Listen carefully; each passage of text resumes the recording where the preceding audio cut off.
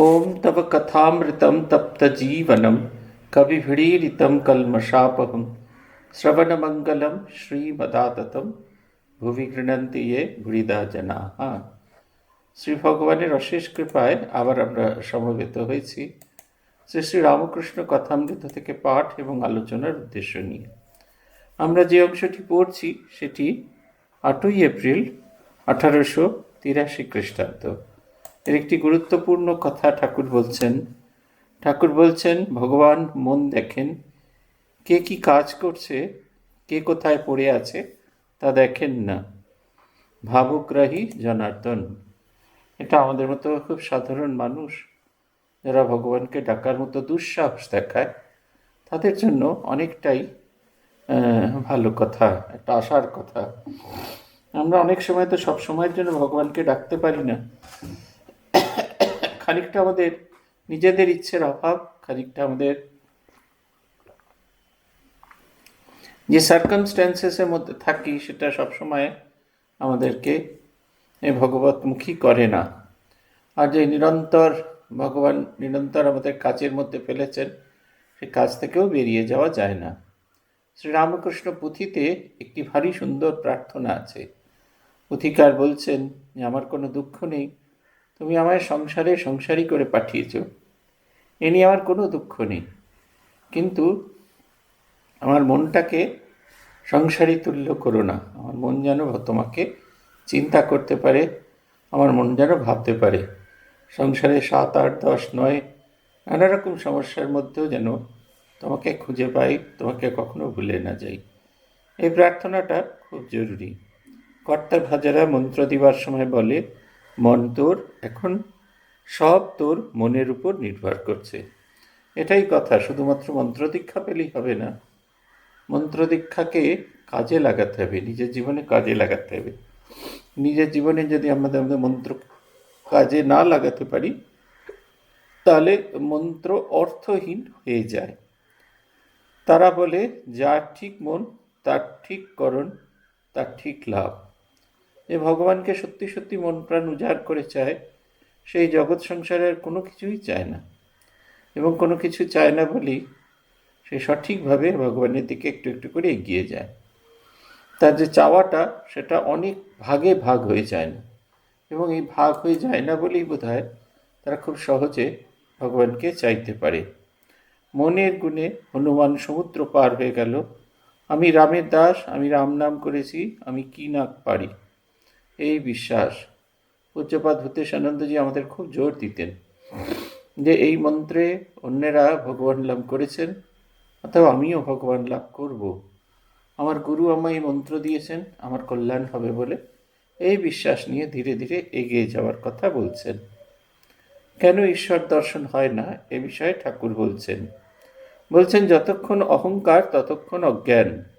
অহংকার থাকতে মুক্তি নাই। গরুগুলো হাম্মা হাম্মা করে আর ছাগলগুলো ম্যাঁ ম্যাঁ করে, তাই ওদের কত যন্ত্রণা। কষায় কাটে, জুতো, ঢোলের চামড়া তৈরি হয়, যন্ত্রণা শেষ নাই। হিন্দিতে হাম মানে আমি, আর ম্যায় মানেও আমি। আমি করে বলে কত কর্মভোগ।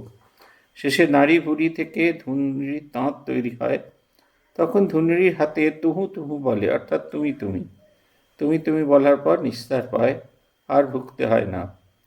হে ঈশ্বর, তুমি কর্তা, আমি অকর্তা, এর নাম জ্ঞান। নিচু হলে তবে উঁচু হওয়া যায়। চাতক পাখির বাসা নিচে, কিন্তু ওঠে খুব উঁচুতে। উঁচু জমিতে জল চাষ হয় না, খাল জমি চাই, তবে জল জমে, তবে চাষ হয়। খুব সুন্দর কথা একটি। এই যে আমি করি, আমরা চেষ্টা করি আমি না বলতে, আবার এটা অনেক সময় প্রতীকী না হয়ে যায়, জানেন তো। আমরা চেষ্টা করছি না বলতে, কিন্তু আমরা না বলে উঠতে পারি না। কেন উঠতে পারি না? তার কারণ হচ্ছে আমাদের সবসময় মনে হতে থাকে যে সবটুকু প্রতীকী হয়ে গেল, এই বোধহয় লোকে জেনে গেল আমি বোধহয় ওরকমটি নই, আমি বোধহয় এত উচ্চ মানের নই। এই ভয়েতেই আমাদের অর্ধেক সময় চলে যায়। ইমেজ মেকিং বলে কিছু নেই। সত্যি সত্যি অন্তর থেকে যদি বিশ্বাস করেন, তাহলে অন্তরে অন্তরে নিশ্চয়ই অনুভব করবেন যে তিনি ছাড়া আর কেউ নেই। একবার একটা সমস্যায়, খুব সমস্যা দীর্ঘ হয়ে পড়েছিল রামকৃষ্ণ মিশন, তখন পূজ্যপাদ ভূতেশানন্দজি মহারাজ আমাদের মঠ মিশনের প্রেসিডেন্ট। তাকে যখন বড়রা গিয়ে জানালেন, তখন বললেন, আমি তো জানি না বাপু, তবে এইটুকু জানি মন্দিরে যে কর্তা বসে আছেন তাকে গিয়ে বললে এই অবস্থার সমাধান হবে, এতে আমরা এই অবস্থা থেকে মুক্তি পেয়ে যাব। একটু বছরখানিক সময় লেগেছে, বছরখানিকও নয়, 6-7 মাস মতো সময় লেগেছিল, কিন্তু আস্তে আস্তে এই অবস্থা পরিবর্তন হলো, ঘুরে গেল। আমরা যত তাঁর উপর নির্ভর করব, যত তাতেই করব, তত হবে। কালকে না পরশু দিনই পড়ছিলাম স্বামী গহনানন্দজি মহারাজের একটি স্মৃতি কথা।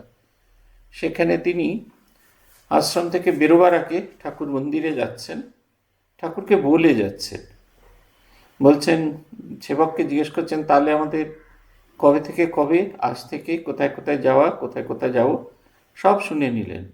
শুনে নিয়ে গিয়ে মন্দিরে গিয়ে ঠাকুরকে প্রার্থনা, সবাই দেখছে প্রার্থনা করছেন, সেবকের মনে হচ্ছে উনি যেন বলছেন, আমি এত তারিখ থেকে এত তারিখ থাকবো না, এইখানে যাবো, এখানে মন্ত্র দীক্ষার ব্যবস্থা আছে, সব যেন তাকে বলছেন, তাকে না জানিয়ে যেন কিচ্ছু করা যাচ্ছে না। এটা হচ্ছে কথা। ভগবান আমাদেরকে সুযোগ দেন, আমরা সেই সুযোগগুলি কাজে লাগাই না, এবং সুযোগগুলি কাজে না লাগিয়ে পরে ভগবানকে খুব গালাগাল দিতে থাকি। আমরা পাই না, তার কারণ আমাদের আত্ম অহংকার কাজ করে। অনেক বছর আগে একটা হিন্দি সিনেমা দেখেছিলাম। একটি লোক খুব অসুস্থ হয়ে পড়েছে, নারায়ণের ভক্ত, নারায়ণকে ডাকছে, নারায়ণ তুমি দেখো আমি এত অসুস্থ হয়ে পড়েছি। নারায়ণ এলেন দেখা করতে, জিজ্ঞেস করলেন কি হয়েছে, বলছে এই হয়েছে সেই হয়েছে, ইনফেকশন হয়েছে, সব এইসব ওষুধ দিয়েছে। ডাক্তার নারায়ণ জিজ্ঞেস করছেন কী ওষুধ, হচ্ছে সুপ্রামাইসিন। নারায়ণ সুপ্রা বলে বলে চুপ করে আছেন, ভক্তটি বলছেন মাইসিন মাইসিন, তারপরে বলছে আবার একটা কি মাইসিন। ঠাকুর বলছেন যে, নারায়ণ তাকে বলছেন, এ তো ঠিকই বলেছ, তোমার পাপেতে তুমি ঠান্ডা লাগিয়েছ, তাই তোমার এই জ্বর লেগেছে। আমাদের সমস্ত সমস্যার মূলে ওই মাইসিন, আমার পাপে, দোষ কারো নয় গোমা, আমি সখাত সলিলে ডুবে মরি শ্যামা। আমাদের যারা জানা মানুষ তাদের দোষটা বেশি হয়, সখাত শরীরে ডুবে মরি। আমাদের দেখতে হবে জীবনযাত্রার ক্ষেত্রে যেন একটু পরিবর্তন আনা দরকার। বলছে নিচু হলে তবে উঁচু হওয়া যায়, চাতক পাখির বাসা নিচে, কিন্তু ওঠে খুব উঁচুতে। একজনকে দেখেছিলাম, তিনি তার উত্তরসূরিদের বলে যাচ্ছেন যে আগে বাপ বলে, তা সে পরে শালা বললেও কোনো সমস্যা নেই, কিন্তু যে আগে শালা বলে সে আর পরে বাপ বলতে পারে না। অর্থাৎ প্রথমেই যদি আপনার ব্যবহারটা খারাপ হয়ে যায়, তাহলে আপনি আর কিচ্ছু করতে পারবেন না। সেই কারণে খুব সাবধান। ঈশ্বরের ক্ষেত্রেও ঠিক এই কথাই বলছেন, নিজের জীবনে যেন আত্মহংকার না আসে। মা বলছেন যদি এটি আসে তাহলে কি হয়, কৃপা ফিরে যায়। আমাদের যে তিনি কৃপা করে কাজ করবার সুযোগ দিয়েছেন, সেই কৃপাটা আমরা আর করে উঠতে পারি না। এই কৃপার আমাদের মর্যাদা আমরা রক্ষা করতে পারি না। একটু কষ্ট করে সৎসঙ্গ করতে হয়। বাড়িতে কেবল বিষয়ের কথা, রোগ লেগেই আছে। পাখি দাঁড়ে বসে তবে রাম রাম বলে, বনে উড়ে গেলে আবার ক্যাঁ ক্যাঁ করে। টাকা থাকলেই মানুষ বড় হয় না। বড় মানুষের বাড়ির একটা লক্ষণ আছে, সব ঘরে আলো থাকে। গরিবেরা তেল খরচ করতে পারে না, তাই এত আলো বন্দোবস্ত করে না। এই দেহ মন্দির অন্ধকারে রাখতে নেই, জ্ঞানদীপ জেলে দিতে হয়। জ্ঞানদীপ জেলে ঘরে ব্রহ্মময়ীর মুখ দেখো না। কি সুন্দর কথা বলছেন যে সৎসঙ্গ করতে হয়। সৎসঙ্গ সবসময় যে সন্ন্যাসীর কাছে গিয়ে সৎসঙ্গ করলেন তা নয়, নিজেদের মতো সৎসঙ্গ করতে হয়। আমাদের এখানে এই দুর্গাপুর, বর্ধমান এসব অঞ্চলে প্রচুর সংঘ আছে। সেখানে মায়েরা একত্রিত হয়ে, এখানে আগে তো হাউজিং কমপ্লেক্স ছিল, বড় বড় প্রতিষ্ঠানের হাউজিং কমপ্লেক্স, এই প্রত্যেক প্রতিষ্ঠানে মায়েরা একত্রিত হয়ে তারা ভগবানের কথা আলোচনা করতেন। আমি একটি প্রতিষ্ঠানকে জানি বাক্সাড়াতে, যেখানে সবটাই মায়েদের দ্বারা পরিচালিত একটি সংঘ। মায়েরা বেলুর মঠে স্বামী তীর্থানন্দজি তখন ক্লাস নিতেন, আমরাও তার কথামৃত ক্লাস করেছি। ট্রেনিং সেন্টারে অন্যতম আচার্য ছিলেন স্বামী তীর্থানন্দজি। ওনার স্পেশালিটি হচ্ছে খুব সহজ কথায় উচ্চ তত্ত্ব আলোচনা করতেন। উপনিষদের বাণী অত্যন্ত সহজ কথায়, সহজ ভাষায় আলোচনা করতেন। এটি তার বৈশিষ্ট্য ছিল। তাই তাই অনেকেই তার কাছে আসতেন, তার সঙ্গে কথা বলতে আসতেন। এরকম বহু মানুষজন ছিলেন তীর্থানন্দজি। ওরা তীর্থানন্দজির কথা শুনতেন এবং সেগুলোকে নোট করে নিতেন। তীর্থানন্দজি আরেকটি বৈশিষ্ট্য ছিল, কেউ যদি নোট করে তিনি তাকে সাহায্য করতেন। তারপরে ক্লাস হয়ে গেলে তিনি তার কাছে দেখতে চাইতেন খাতাটা। তারপরে যে অংশগুলো সে ভুলে গেছে, যে অংশগুলো সে লিখে উঠতে পারেনি, সেইগুলো তিনি লিখিয়ে দিতেন। এই মায়েরা ফিরে গিয়ে নিজেদের মধ্যে আলোচনা করতেন। সব মায়েদের তো সুযোগ হতো না বেলুড় মঠে এসে এইসব আলোচনা শোনার। তাই যে মায়েরা আলোচনা আসতে পারতেন না, তাদের জন্য নিজেরাই এই ব্যবস্থাটি করেছিলেন, যাতে নিজেরাই ভগবানের কথা নিজেদের মধ্যে আলোচনা করতে পারেন। নিজেরা দিনের পর দিন এই বিষয়গুলো নিয়ে আলোচনা করতেন এবং এই করতে করতেই তাদের সঙ্গ। তারা গান গাইতেন, সমস্ত কিছু করতেন। আমার মনে আছে পূজ্যপাদ ভূতেশানন্দজি মহারাজ, বেশিরভাগই যারা ছিলেন তারা সব পূজ্যপাদ ভূতেশানন্দজি মহারাজের দীক্ষিত সন্তান। একবার এই ভূতেশানন্দজি মহারাজের জন্মতিথিতে আমাকে ডেকে পাঠিয়েছিলেন বলার জন্য। আমি মহারাজের কথা বলেছিলাম, প্রচুর কেক টেক কাটা, যেরকম মানুষের জন্মদিন হয় সেই রকম জন্মদিন, খাওয়া দাওয়া টিপার্টি মতো অনেকটা। কিন্তু যেটা হলো, যেটা দেখে আমাদের খুব ভালো লাগছিল, সব বলে টলা হয়ে গেল, খাওয়া দাওয়া হয়ে গেল, মায়েরা, আমি চলে আসবার সময় দেখছি মায়েরা একে অপরের হাত ধরে নাচছেন, যেমন হরি হরায় নম, কৃষ্ণ যাদবায় নম বলছিলেন। আজকে আমাদের বাবার কথা স্মরণ করে, বাবার স্নেহ, বাবার ভালোবাসা, অর্থাৎ ভূতেশানজি ভালোবাসা স্নেহ, বলছে আমাদের এত আনন্দ হচ্ছে আমরা দাঁড়িয়ে থাকতে পারছি না, একে অপরের হাত ধরে নাচছেন। ভগবানের নামে যে আকুতি, ভগবানের কথা ভাবতে ভাবতে নিজেকে সামলাতে পারছেন না, এই যে ভাব, এটা খুব উচ্চ জিনিস। টাকা থাকলেই আমরা বড় মানুষ হই না। আমাদের যে সবসময় মন্ত্র দীক্ষা হলেই আমরা শ্রীরামকৃষ্ণের খুব বড় ভক্ত হব, তা কিন্তু নয়। বলছেন বড় মানুষের বাড়ির একটা লক্ষণ আছে, সব ঘরে আলো থাকে। গরিবরা তেল খরচা করতে পারে না, তাই অত আলো বন্দোবস্ত করে না। এই দেহ মন্দির অন্ধকার রাখতে নেই, জ্ঞান দ্বীপ জ্বেলে দিতে হয়।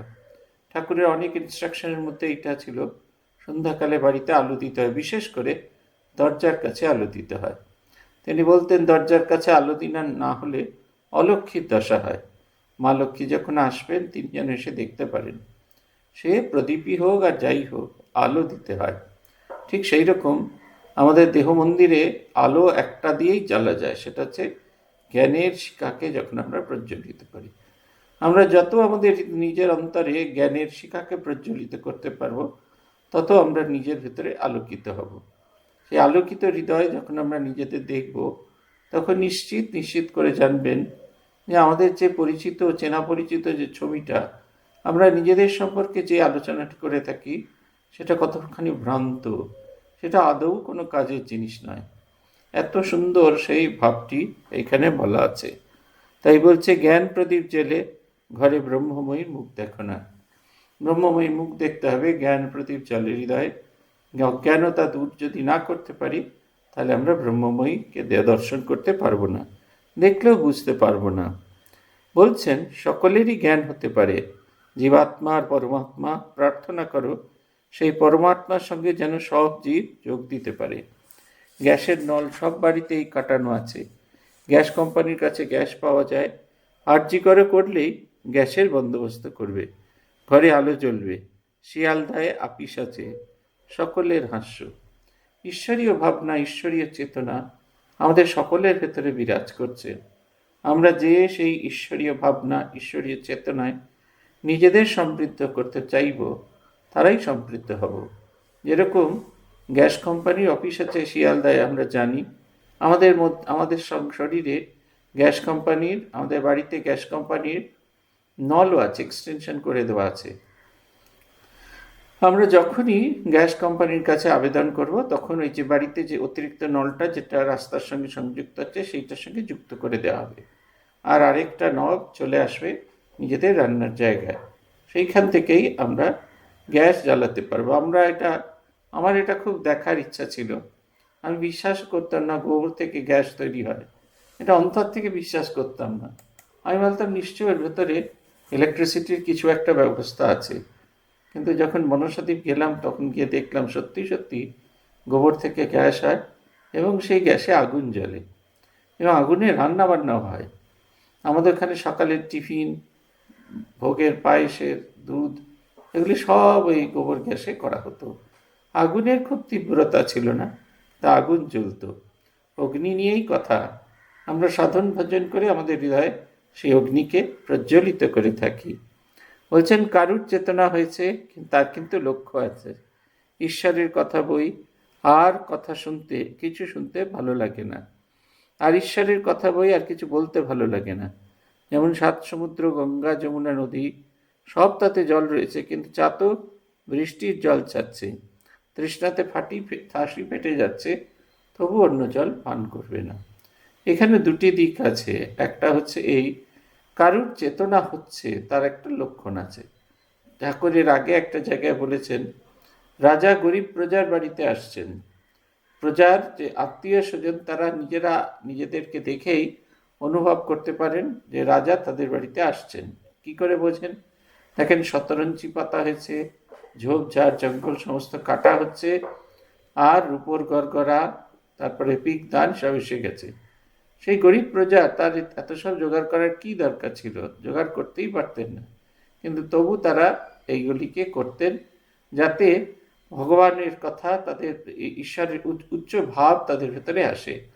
ঠিক এরকম প্রতি অবস্থায় যদি আমরা উচ্চ ভাবের সঙ্গে সংযোগ করতে পারি, উচ্চ ভাবের মধ্যে নিজেকে জড়াতে পারি, তাহলে আমরা দেখব যে আমাদের জিনিসটি, আমাদের মনটি অনেক ভালো হয়েছে। বলছেন কীরকমভাবে জড়াতে হয়, ভাবনাটা কীরকম থাকুক। জগৎ যাই হয়ে যাক, ভগবান ভিন্ন আর অন্য কোনো কিছু ভাববো না। ঠাকুর উদাহরণ দিচ্ছেন, সাত সমুদ্র, 13 নদী, সমস্ত কিছু রয়েছে, যে গঙ্গা যমুনা নদী সব তাতে জল রয়েছে, কিন্তু চাতক বৃষ্টির জল খাচ্ছে। তৃষ্ণাতে চাতি ফেটে যাচ্ছে, তবু অন্য জল খাচ্ছে না। স্বামী বিবেকানন্দের একটি কথা আছে, আপনারা দেখবেন, কথামৃতের 2য় খণ্ড, যেখানে ঠাকুরের মহাপ্রয়াণের পরে একদিন দক্ষিণেশ্বর থেকে এসছেন আমাদের মাস্টারমশাইয়ের সঙ্গে কথা হচ্ছে।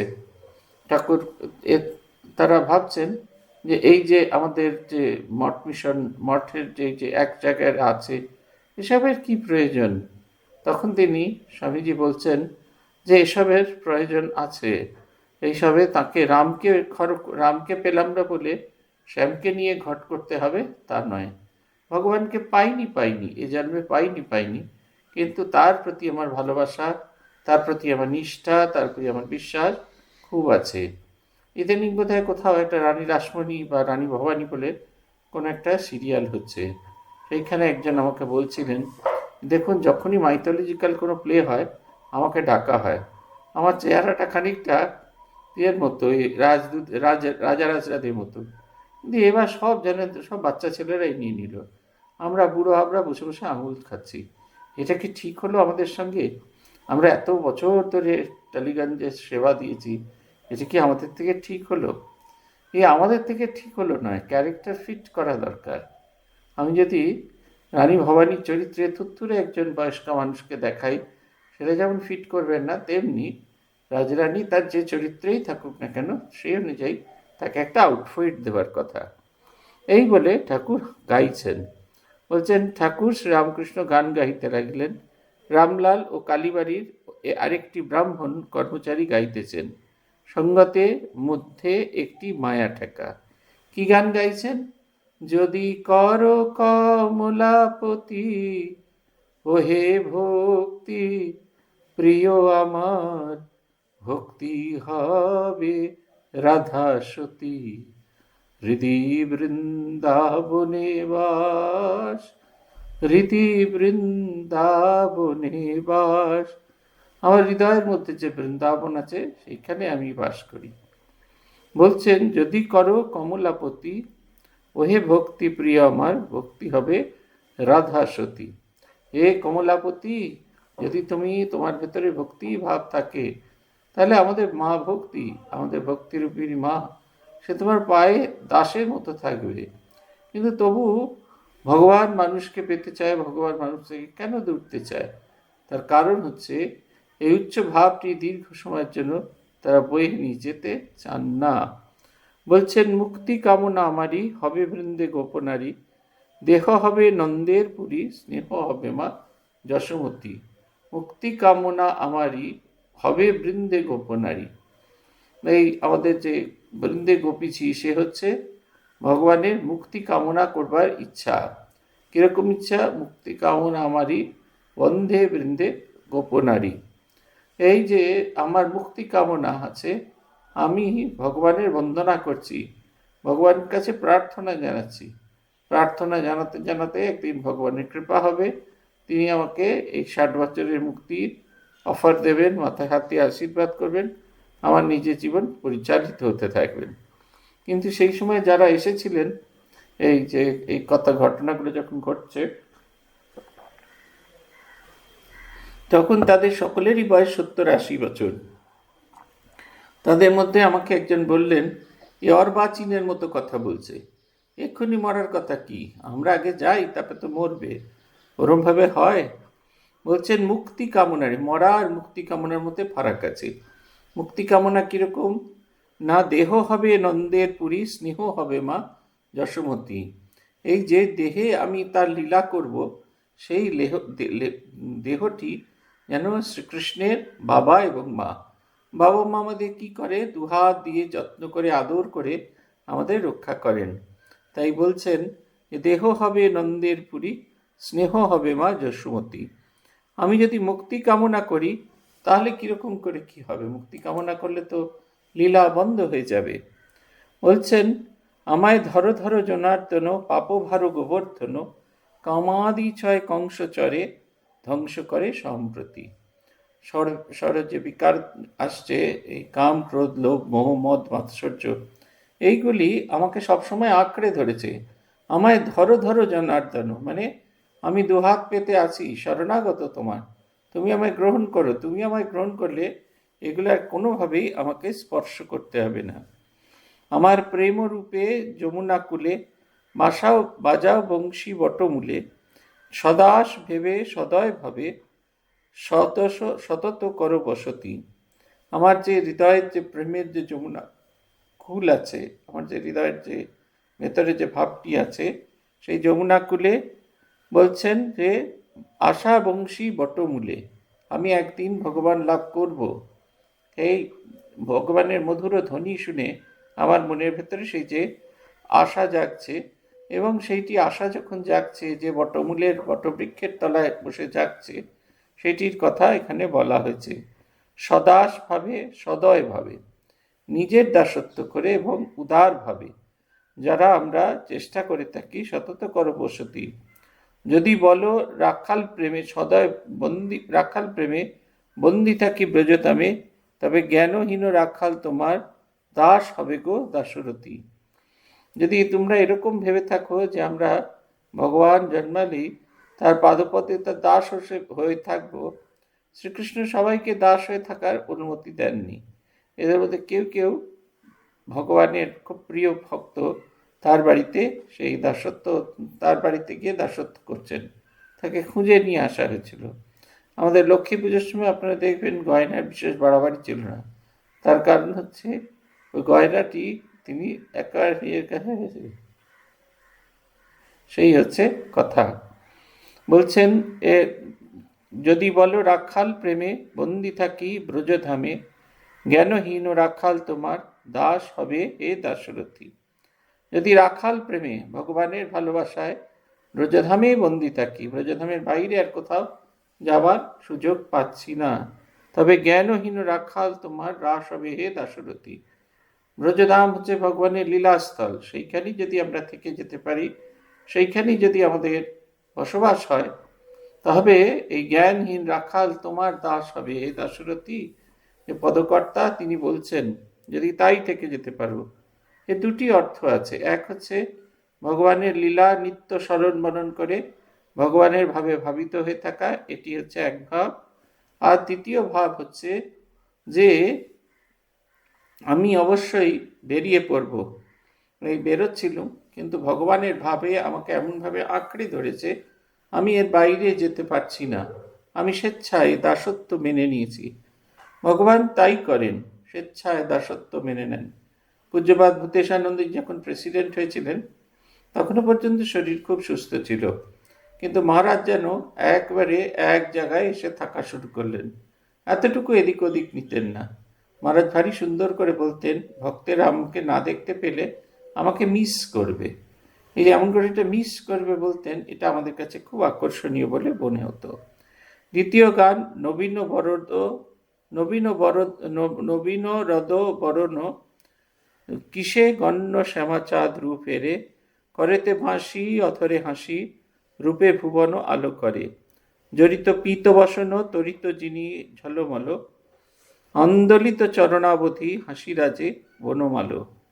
নিচে যুবতী জাতিকুল, আলো করে ভ্রগুনাকুল, নকুল চন্দ্র যত চন্দ্র যিনি বিহরে, শ্যামগুণ ধ্যাম হাম হৃদি মন্দিরে, প্রাণ মন জ্ঞান সখী হরে, হরে নিল বাঁশির স্বরে। গঙ্গা নারায়ণের যে দুঃখ সে দুঃখ বলিব কারে, জানতে যতই হয় গো সখী, যমুনার জল চলো যমুনার জল আনিবারে। এই যে নীরদ বরণ, একেবারে সেই নবীন নীল বরণ যার, তার আকাশের মতো ঘন কালো যার রূপ, সেই শ্যামচাঁদের রূপ দেখে কিরকম সে রূপ বলছেন, করতে বাঁশি অধরে বাঁশি হাসি, রূপে ভুবন আলো করে। তার হাতে বাঁশি, এবং তিনি সে বাঁশি বাজাচ্ছেন না, তিনি আমাকে দেখে হাসছেন, বলছেন তাঁর রূপেই জগৎ আলোকিত হয়ে আছে। মানে তার ভাবে আমি এমনভাবে ভাবিত হয়ে গেছি, আমার মনোজগতে আর তৃতীয় XYZ কারুর কোনো স্থান নেই। জড়িত পীত বসন তরিত যিনি ঝলমল, আন্দোলিত চরণাবিধ হৃদি সরসিজে বনমালো। বলছেন তার কিরকম তার চেহারা, বলছেন কোমরে তিনি পীত বসন পরেছেন, হলুদ রঙের পোশাক পরেছেন। তরিত যিনি ঝলমল, তার যেরকম বিদ্যুৎ যেরকম বয়ে যায় সেটা যেন ঝলমল করে, ঠিক সেই রকম তরিতের আলোকে ভগবত তরঙ্গে তার ভেতরেও পড়ছে, এবং তিনি তাতে আলোকিত হয়ে আছেন। তার যমুনাকুল বলছে এখানে আলোকিত। আন্দোলিত চরণাবিধি হৃদি সরজে পূর্মল, তার চরণবিধি সেটা আন্দোলিত করছে, যে তার শ্রীচরণ দর্শন করেছেন তার মনে আর অন্য কোনো কিছু থাকবে না। সে সব সময় তার মনে হবে কেমন করে ভগবানের শ্রী পাদপদ্মে, কেমন করে ভগবানের কাছে যেতে পারবো, এটি হচ্ছে কথা। ভগবানের কাছে যেতে চাওয়াটা খুব বড় এক ধরনের একটা ঘটনা। বলছেন নিতে যুবতী জাতিকুল, আলো করে যমুনাকুল, নয়ন কুল চন্দ্র যত চন্দ্র যিনি বিহরে, শ্যামগুণ ধাম পশি হাম হৃদি মন্দিরে, প্রাণ মন জ্ঞান সখী হরে হরে নিল বাঁশির স্বরে। গঙ্গারামের যে দুঃখ সে কথা আর বলিব কারে, জানিতে পারি যদি যেত গোসাই যমুনার জল আনিবারে। এই যমুনার জল এখানে খুব ইম্পর্টেন্ট। কেন যমুনার জল ইম্পর্টেন্ট? যমুনার জল নীল রঙের।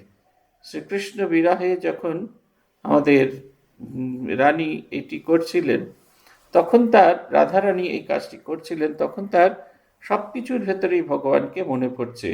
ঘন কালো মেঘ, তাকে দেখেও শ্রীকৃষ্ণ বিরাহের কথা মনে পড়ছে।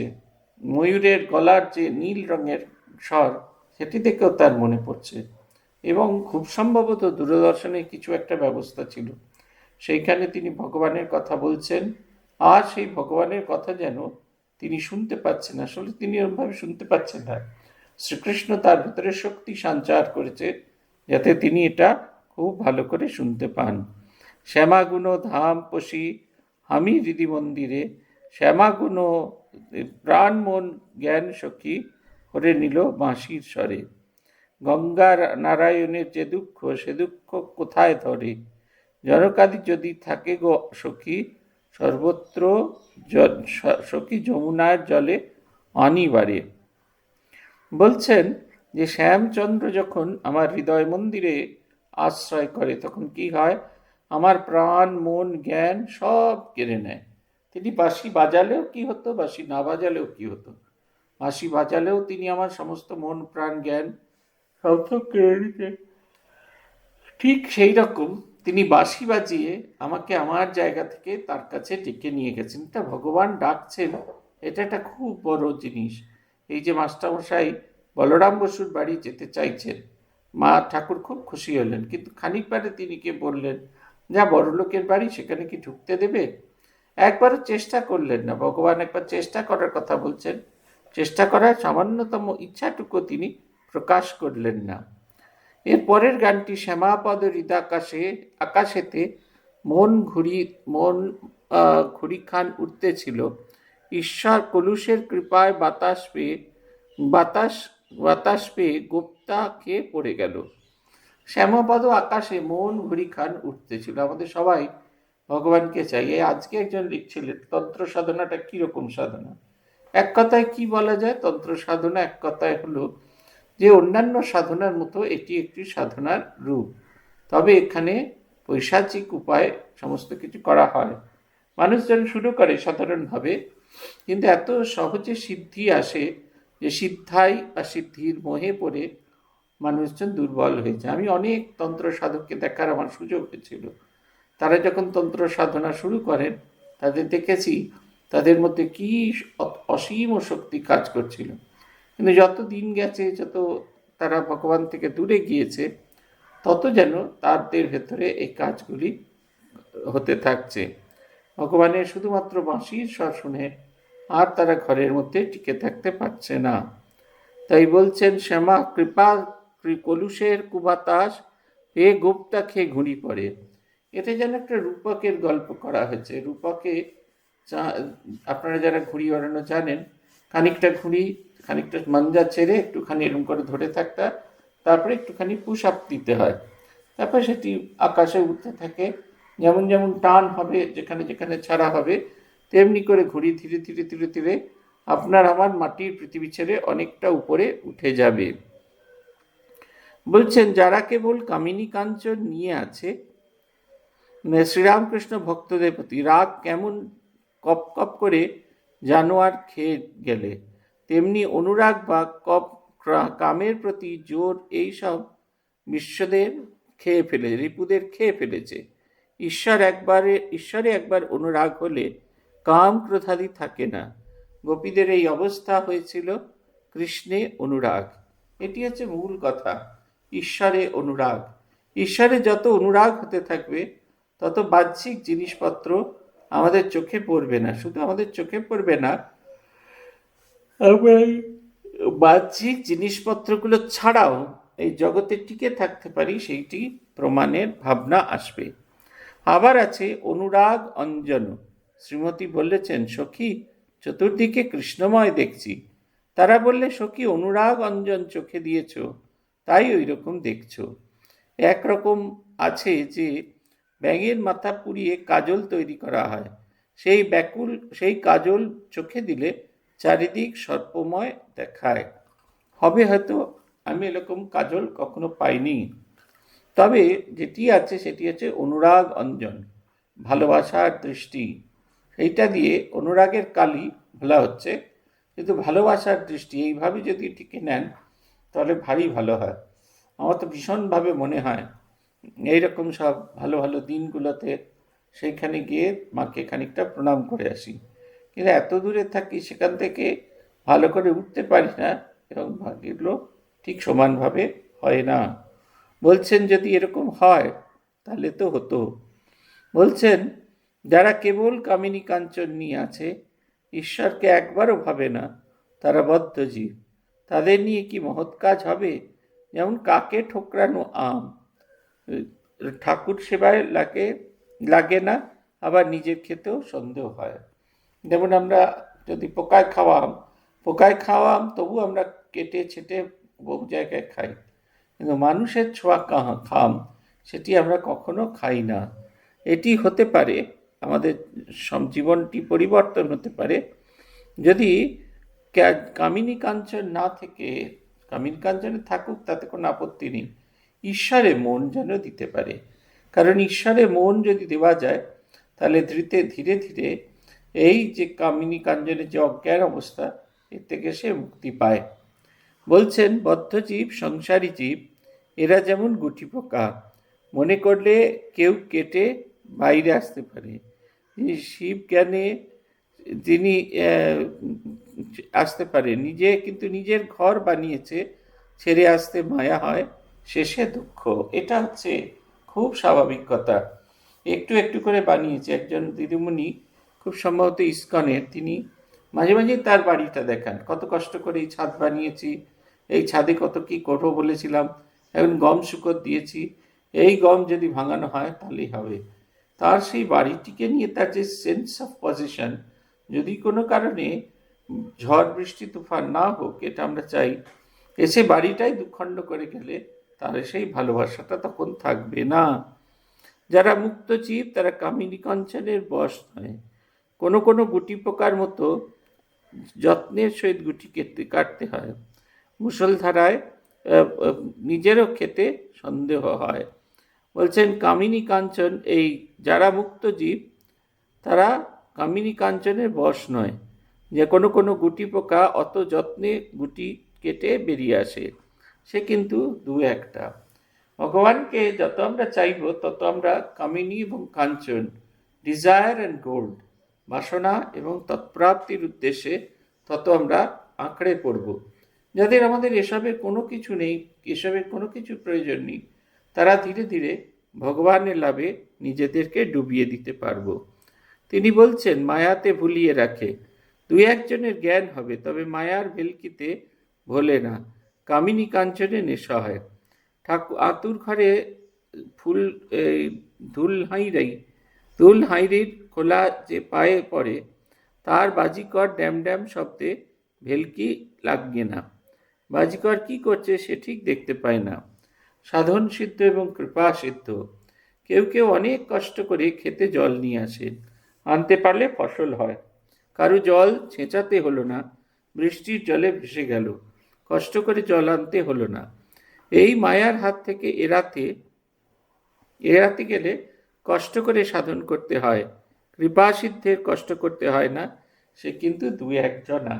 আমরা যারা সাধারণ মানুষ, আমাদের এই কৃপা সিদ্ধ নয়, সাধন সিদ্ধ পথটি খুব জরুরি। নিজেকে বারবার প্রমাণ করা, তোমাকে যে ডাকবো বলেছি আমি তোমার হয়ে উঠতে পেরেছি কিনা, এইটা বারবার বারবার যতবার চেষ্টা হবে ততবার এই ভাবটিকে নিজেদের মধ্যে জাগিয়ে রাখার দরকার আছে। এই সাধন সিদ্ধ, সাধনা করতে করতে তপ করে একদিন জ্বলে উঠবে, সেই সিদ্ধির দ্বার উন্মুক্ত হবে। তত দেখবেন এই তন্ত্রের যে নানা ভাবসাবগুলো, এগুলো আপনারা আরো ভালো করে বুঝতে পারেন। বলছেন মায়াতে ভুলিয়ে রাখে। দুই একজনের জ্ঞান হয়, তখন মায়ার ভেলকি তোলে না। কামিনী কাঞ্চনের বশ হয় না। আতুর ঘরে ধুলাই হাঁড়ির খোলা যে পায়ে পড়বে, তার বাজিকরের ড্যাম ড্যাম শব্দে ভেলকি হয় না। বাজিকর কি করছে সে ঠিক দেখতে পায়। মায়া আমাদের ভুলিয়ে রাখে। এই আমাদের মন্ত্রতে আছে, ভগবান গা খালি করে বসে আছেন স্নান করে, হি হি করে কাঁপছেন, আমি তাড়াতাড়ি করে একটা উত্তরীয় নিবেদন করে তার গায়ে পরিয়ে দিই। দেখুন সবটাই কল্পনা, কিন্তু যদি কল্পনা না করতে পারেন বা কল্পনা করতে পারেন, তাহলে দেখবেন আপনার জীবন একটা নতুন অধ্যায় শুরু হচ্ছে। ভগবানকে ভাবার একটা নতুন পদ্ধতি শুরু হয়ে গেছে। একজন মাকে দেখছিলাম, তিনি ডান হাতে কোনো রকম চুরি টুরি পরেন না, বাঁ হাতে কিন্তু সব কিছু পরেন। আমি জিজ্ঞেস করলাম কি হয়েছে, ডান হাত কি ভেঙে ফেলেছেন? বলছেন না, এই হাত দিয়ে সবসময় ঠাকুর ঘরের কাজ করতে ইচ্ছে করে। আমি অবসর পেলেই ঠাকুর ঘরে কাজ করতে যাই। রান্নাঘর থেকে ফিরছেন সেই মহারাজ, আস্তে আস্তে ঠাকুর ঘরে চলে গেলেন। এই যে আজকে যেমন ক্রিসমাস হবে, তার কিছু সাজিয়ে গুছিয়ে আবার চলে এলেন। সব সময় ভগবত স্পৃহা, ভগবত ইচ্ছা, ভগবানকে পাওয়ার ইচ্ছা আমাদেরকে জাগিয়ে রাখতে হবেই। বলছেন আমরা সবাই কৃপা সিদ্ধ হব না, কৃপা সিদ্ধ দুই একজনা, যাদের ভগবান কৃপা করেছেন এবং তার ফলে তারা সিদ্ধিপ্রাপ্ত হয়েছেন। আর নিত্য সিদ্ধ, এদের জন্মে জ্ঞান চৈতন্য হয়ে আছে। যেমন ফোয়ারা বুঝে আছে, মিস্ত্রি এটা খুলে একটা এটা খুলতে ওটা খুলতে ফোয়ারাটাও খুলে গেল, আর ফরফর করে জল পড়তে লাগিল। নিত্যসিদ্ধের প্রথম অনুরাগ যখন লোকে দেখে তখন অবাক হয়, বলে এত ভক্তি বৈরাগ্য প্রেম কোথায় ছিল। এই হচ্ছে কথা। আমাদের ভেতরে বন্ধনটা আটকে থাকে, নানা রকম ফ্যাক্টর কাজ করতে থাকে, তখন ধীরে ধীরে আমরা বন্ধনমুক্ত হই, আমরা তখন ডুবে যেতে পারি। ঠাকুর অনুরাগের সঙ্গে গান গাইছেন, গোপীদের অনুরাগের কথা আবার গান গাইতে গাইতে লাগিল। রামলাল গাইতেছেন, নাথ তুমি সর্বস্ব আমার, প্রাণারাম সারাৎসার, নাহি তোমা বিনে কেহ ত্রিভুবনে, বলিবার আপনায়। তুমি সুখ শান্তি সহায় সম্বল, সম্পদ ঐশ্বর্য জ্ঞান বুদ্ধি বল, তুমি বাসগৃহ আরামের স্থল, আত্মীয় বন্ধু পরিবার। তুমি ইহকাল, তুমি পরিত্রাণ, তুমি পরকাল, তুমি স্বর্গধাম, তুমি শাস্ত্রবিধি গুরুকল্পতরু, অনন্ত সুখের আধার। তুমি হে পায়, তুমি হে উদ্দেশ্য, তুমি স্রষ্টা পাতা, তুমি হে উপাস্য, দণ্ডদাতা পিতা স্নেহময়ী মাতা, ভবার নভের কর্ণধার। এই গানটি ভারী সুন্দর। হৃদি বৃন্দাবনে বাস, নাথ তুমি সর্বস্ব আমার, তুমি আমার সর্বস্ব, তোমা বিনা আমার এই জগৎ সম্পূর্ণ শূন্য। তোমা বিনা এই জগতে আমার কাছে কোনো অস্তিত্ব নেই। তাই বলছে নাথ তুমি সর্বস্ব আমার, তুমি আমার জীবনের সর্বস্ব। আমি পারি না পারি সব কিছুর মধ্যে তুমি, তোমা ভিন্ন আমার জীবনে আর অন্য কোনো কিছুর কোনো স্থান নেই। আবারও গান চলতে থাকলো শ্রীরামকৃষ্ণ ভক্তদের প্রতি। আহা কি গান, তুমি সর্বস্ব আমার। গোপীরা অক্রুর আসবার পর শ্রীমতীকে বললে, রাধে তোমার সর্বস্ব ধন নিতে এসেছে। এই ভালোবাসা, ভগবানের জন্য এই ব্যাকুলতা। আবার গান চলতে থাকলো, ধরো না রথচক্র, রথ কি চক্রে চলে, যে চক্রের চক্রী হরি, চক্র তার যার চক্রে জগৎ চলে। দ্বিতীয় গান হচ্ছে পেয়ারি, কার তবে আর গাঁথো হার যতনে। যদি আমার জীবনটি চুরি হয়ে গিয়ে থাকে, কার জন্যে মালা যত্নে গাঁথছি। আমার মনে আছে একটি বড় জায়গায়, একটি বড় ন্যাশনাল লাইব্রেরিতে তিনি কাজ করতেন, বিবাহ করেননি, বাবা মাকে কেন্দ্র তার জীবন ছিল। রাত দিন কি করে এই শীতকাল এলে দেখতাম যে কত রকমের খাবার দাবার জোগাড় করতেন। বলছেন বাবা এইসব খেতে ভালোবাসেন, মা এইসব খেতে ভালোবাসেন, বাঁধাকপির তরকারি, কলমি শাক, তারপরে কি বেশ বলে পেঁয়াজ কলি, এইসব তিনি গুড় মোয়া এসব তিনি নানা জায়গায় জোগাড় করতেন। তার বাবা মা দুজনেই খুব শর্ট পিরিয়ডে চলে যান। তারা চলে যাওয়ার পর আমি একদিন গিয়েছিলাম তার কাছে, গিয়ে দেখলাম তিনি এখনও সেসবগুলো জোগাড় করে রেখেছেন। যদি কেউ আসে, যদি কারুর খেতে ভালো লাগে, তার জন্য তিনি যেন জোগাড় করে রেখেছেন। তিনি বলছেন বাবা মা ঠিক মারা যাননি, বাবা মার শরীরটা চলে গেছেন, মনটা আমার কাছে রেখে গেছেন, তার প্রকাশ আমি নানা মানুষের মধ্যে দিয়ে পাই। তিনি এত রান্না করেন, তার বাড়িতে যারা কাজের লোক আছেন তাদেরকে খুব যত্ন করে খেতে দেন। নিজের বাবা মাকে যেরকম যত্ন করে ভালোবাসার দিয়ে খেতে দেন, ঠিক সেই রকম ভগবানকে চোখে দেখতে পাচ্ছি না এটা ঠিক, ভগবানকে অনুভব করতে পারছি এটা ঠিক, ভগবানকে অনুভব করতে পারছি না এটা ঠিক, কিন্তু তিনি আমাকে দেখছেন, তিনি আমাকে কৃপা করছেন। অন্ধ চলেছে কেদারনাথ, সাধু জিজ্ঞাসা করলে তুমি যাচ্ছ যে, তুমি তো দেখতে পাবে না কেদারকে। বলছে না, তিনি তো আমাকে দেখবেন, আমি নাই বা পারলুম তাকে দেখতে। এই বোধটা যদি আমাদের জাগে, আমি ভগবানের কৃপা নাই বা পেলুম, কিন্তু তিনি কৃপাময়, তিনি তো আমাকে দেখছেন, তার ভালোবাসার বাহুডোরে আমি বাধা পড়ে আছি। দেখবেন জীবন কত সুন্দর হবে। গান শুনিতে শুনিতে ঠাকুর গভীর সমাধি সিন্ধু মধ্যে মগ্ন হইলেন। ভক্তেরা এক দৃষ্টে ঠাকুরের দিকে অবাক হইয়া দেখিতেছেন, আর সারা শব্দ নাই। ঠাকুর সমাধিস্থ, হাত জোর করিয়া বসিয়াছেন, যেমন ফটোগ্রাফে দেখা যায়। কেবল চোখের বাইরের কোণ দিয়ে আনন্দধারা বইতেছে। অনেকক্ষণ পরে ঠাকুর প্রকৃতিস্থ হইলেন। কিন্তু সমাধির মধ্যে যাকে দর্শন করিতেছিলেন তার সঙ্গে কি কথা কহিতেছেন? একাত্রী কেবল ভক্তদের কানে পৌঁছিতেছে। ঠাকুর আপনা আপনি বলিতেছেন, তুমি আমি, আমি তুমি, তুমি খাও, তুমি আমি খাও, বেশ কিন্তু করছো। এ কি নেবা লেগেছে, চারিদিকে তোমাকে দেখছি। কৃষ্ণ হে দীনবন্ধু প্রাণবল্লভ গোবিন্দ। প্রাণবল্লভ গোবিন্দ বলিতে বলিতে আবার সমাধিস্থ। ঘর নিস্তব্ধ। ভক্তগণ মহাভাবময় ঠাকুর শ্রীরামকৃষ্ণকে অতৃপ্ত নয়নে বারবার দেখছেন।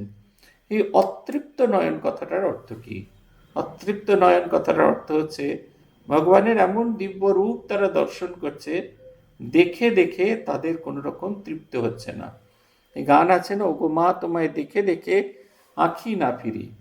তাকে যত দেখছি, যত ভাবছি তাকে নিয়ে, তত মনে হচ্ছে এটা যথেষ্ট নয়। আগের দিন বলেছিলাম, নবব্রত ব্রহ্মচারী একজন সাধক ছিলেন, তিনি তার একটি বক্তৃতায় আমাদের বলেছিলেন, জানো তো এই যে বাংলা গান হয়েছে, এই গানগুলোকে যদি আমাদের জীবনের জন্য ব্যবহার করতে পারি, দেখবে কত সহজ হবে। আমি এত যে তোমায় ভালোবেসেছি, তবু মনে হয় আর যেন কিছু নয়, কেন আরো ভালোবেসে যেতে পারে না হৃদয়। কিছুক্ষণ আরো না হয় রইতে কাছে, আরো কিছু কথা না হয় বলিতে মোরে। বলছেন এই গান শুনলেই আমার মনে হয় ভগবান যেন চলে যাচ্ছেন, আমি তার হাত দুটি ধরে আকুতি করছি, আরো কিছুক্ষণ থাকো। তারপরে বলছেন, এ শুধু গানের দিন, এলগন গান শোনাবার। তুমি এসেছো, আজ আর অন্য কোনো কথা নয়, সব মন প্রাণ উজাড় করে শুধু তোমার কথা বলি, তোমাকে অনুভব করছি। বলছেন জীবনকে যত ভগবতময় দৃষ্টিতে দেখবে, জীবন তত সুন্দর, জীবন তত আনন্দময় হবে। আমাদের কাজ ভগবানের সঙ্গে একীভূত হওয়া। আমরা তাকে বুঝতে পারি বা না পারি, এটা যেন আমরা অন্তরে অন্তরে ঠিক অনুভব করতে পারি, তাকে কেন্দ্র করেই আমাদের জীবন চলছে। আজ এই পর্যন্ত। ওম নিরঞ্জনম নিত্যম অনন্ত রূপম ভক্তানুকম্পাধৃত বিগ্রহম বৈ ঈশাবতারম পরমেশমিদ্যম তদ্রামকৃষ্ণম শিরসা নমামি। ओम शांति, ओम शांति, ओम शांति। हरि ओम तत्सत। श्री रामकृष्णार्पणमस्तु।